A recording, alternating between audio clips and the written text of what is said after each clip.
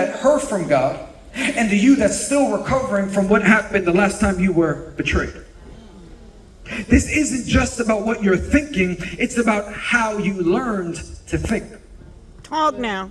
Because nobody wakes up double-minded. Nobody wakes up double-minded. We become that way over time.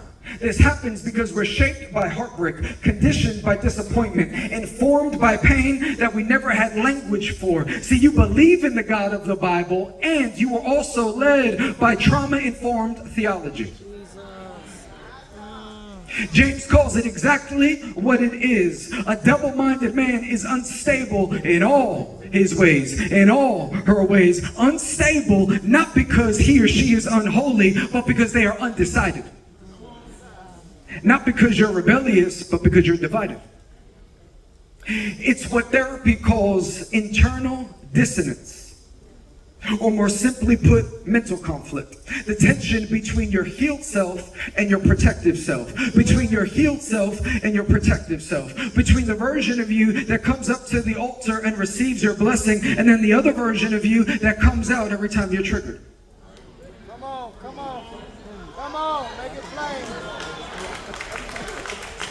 Make it plain. Because you prayed generically, but you never identified the root of your issue. You responded to an altar call and say, I want blessing. But the issue is that you're trying to cover the burden with the blessing as opposed to uprooting the burden so that you can actually make room for the blessing.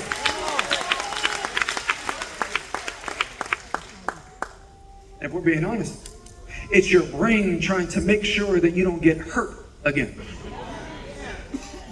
So now every time God says no, your body says protect.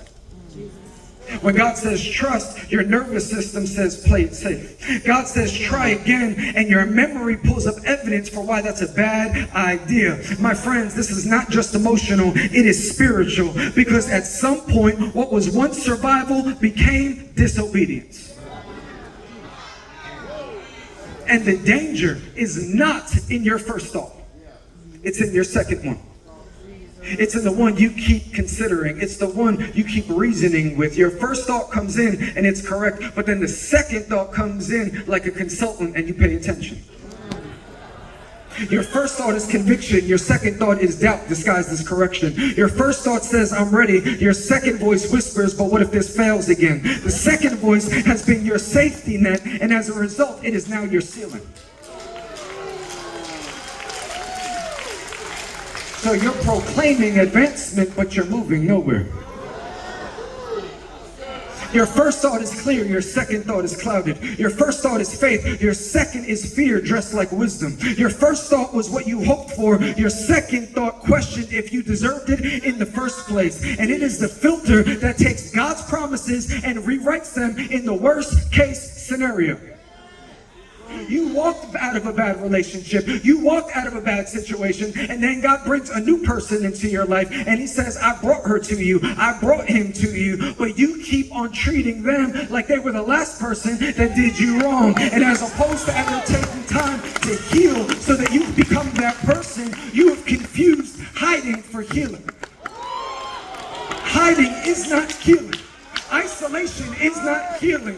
What's the point of getting alone if you are not getting alone with yourself? Being by yourself is not the same as dealing with yourself.